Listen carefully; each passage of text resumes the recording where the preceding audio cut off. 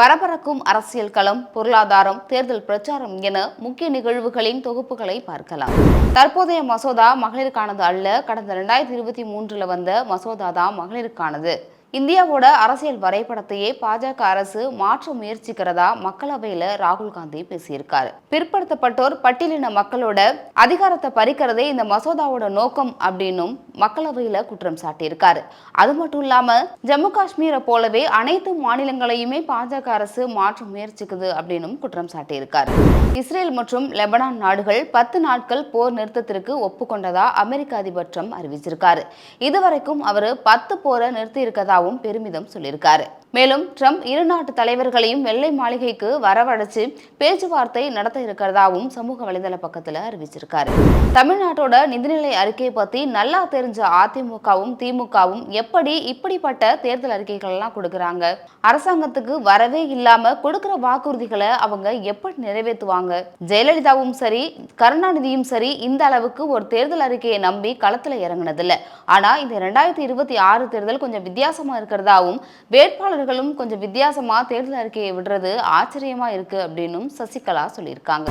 அதிமுக ஆட்சி அமைஞ்சதுக்கு அப்புறம் எப்படி கடைகள்ல அரிசி கிடைக்குதோ அதே மாதிரி ரேஷன் கடையிலும் நம்பர் 1 அரிசியை இலவசமா கொடுக்கறதா எடப்பாடி பழனிசாமி தேர்தல் அறிக்கையில சொல்லியிருக்காரு. மேலும் நல்ல அரிசியை கடைக்கு போய் தேடி தேடி வாங்க வேண்டிய அவசியமும் இல்லை, ரேஷன் கடையிலே அந்த நல்ல அரிசி கண்டிப்பா கிடைக்கும் அப்படின்னும் எடப்பாடி பழனிசாமி பிரச்சாரத்துல பேசியிருக்காரு. இதுக்காக எத்தனை ஆயிரம் கோடி செலவானாலும் பரவாயில்ல, இந்த திட்டத்தை கண்டிப்பா உறுதிப்பட செய்வோம் அப்படின்னு உறுதியளிச்சிருக்காரு. இந்துத்துவாவை பாதுகாக்கிறதா சொல்ற ஆளும் கட்சிக்கு பெண் தெய்வமான காளியை பத்தி நினைவில்லையா அப்படின்னு மக்களவையில திமுக எம்பி கனிமொழி கேள்வி எழுப்பியிருக்காங்க. பெண் சக்தியை பறைசாற்றும் பெண் தெய்வமான காளியும் கருப்பு உடைதான் அணிஞ்சிருக்காங்க.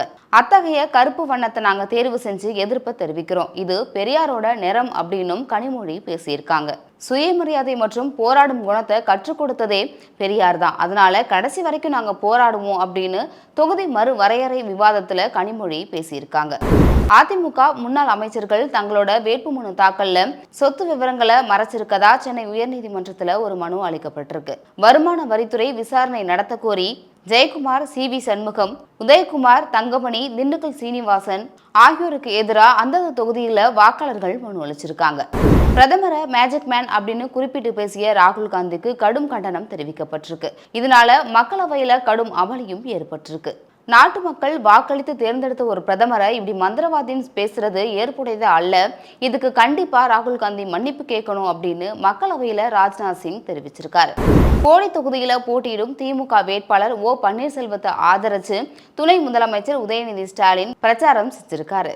பழனிச்செட்டி பகுதியில பிரச்சாரம் மேற்கொண்ட உதயநிதி போடி தொகுதியில கடந்த முறை தான் 10,000 வாக்கு வித்தியாசத்துல தோற்றதாகவும், ஆனா இந்த முறை அதற்கும் சேர்த்து மொத்தமா 50,000 ஓட்டு போட்டு கண்டிப்பா ஓபிஎஸ் ஜெயிக்க செய்யணும் அப்படின்னும் பிரச்சாரம் செஞ்சிருக்காரு.